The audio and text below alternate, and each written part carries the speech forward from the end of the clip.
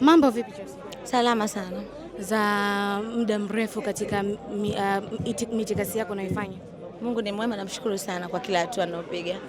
Kwa hatua uliopo, tuseme Kombolela, umechukua tafsiri ya kuwa unataka kubeba mume wa dada yako. Hivi mtaani hii taswira watu wanakuchukuliaje?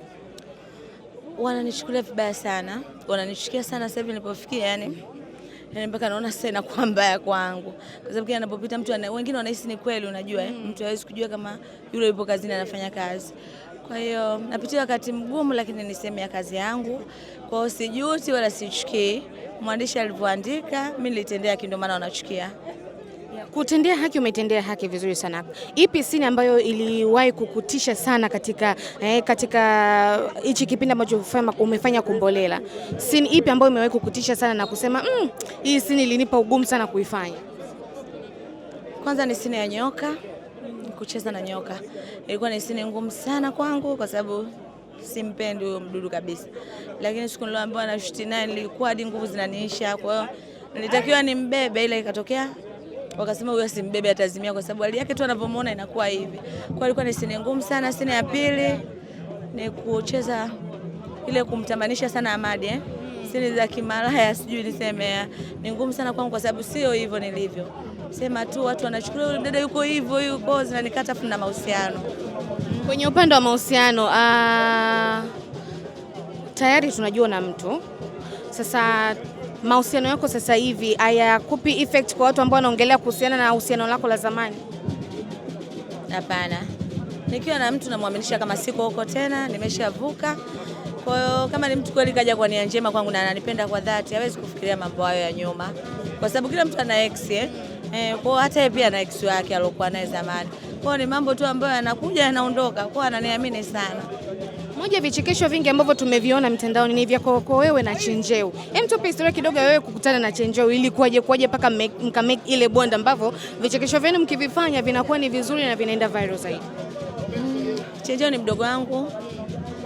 Alikuja akaniomba kwamba naomba tufanye, naona tukifanya itakuwa nzuri. Nilikuwa siamini sana kuhusiana na vitu vya mtandaoni kucheza. Mimi nilikuwa na dili sana na movie, so alipokuja kuniambia hivyo nilikuwa siamini wala ila nilipofanya siku ya kwanza ambayo ni clip ya kwanza kabisa anapandisha, ilikuwa ni kubwa sana, yani iliondoka sana. Kwa hiyo nikaona mbona kama ni kitu kizuri sana afu kinapeleka sana account yangu.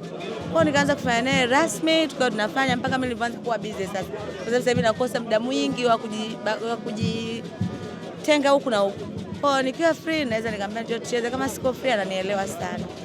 Safari yako ya kufanya movies, lini uliwahi kukata tamaa katika hii safari ya kufanya movie? Safari ya kucheza ama kuigiza movie.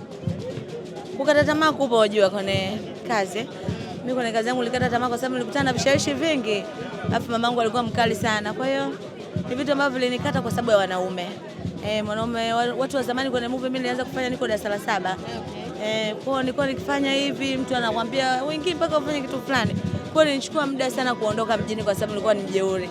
Nilikuwa sitaki hivyo vitu wanavyovitaka. Wengine ni producer wa zamani wakubwa, siwezi kuwataja, nitawadhalilisha. Ila kuna siku nitataja. Naamini. Lini uliwahi kukataliwa na watu wakubwa ambao either ulikuwa unaomba nafasi ya kucheza movie ama ulikuwa unatamani kufanya movie na wao? Sehemu nyingi sana. Maproducer wengi sana waliwahi kunikataa. Nikiongea hivi kama wanakumbuka kwa sababu nilikuwa mwembamba sana. Wanajua kama tulishawahi kumpinga sana, mtu anakudharau kabisa. Anaona hawezi. Sasa hivi ukiwa hivi mtu anakufuata, anasahau kama aliwahi kukuumiza zamani. Kwa ni maisha tu ya sanaa yanapokuwa. Ukiwa mkubwa watakufuata, ukiwa huna kitu watakudharau. Ndio iko hivyo. Kombolela imeplay part gani katika maisha yako? Kubwa sana. Namshukuru sana mwandishi, namshukuru sana producer wangu. Yaani namshukuru sana. Imenipeleka mno. Kila mtu anajua. Tutegemee nini kutoka kwa Chelsea? Vitu vingi vikubwa sana. Nina plani nyingi sana lakini bado sijakuwa rasmi kuziweka wazi. Nikiwa rasmi nitawaita nyinyi ndugu zetu. Asante. Hamna shida.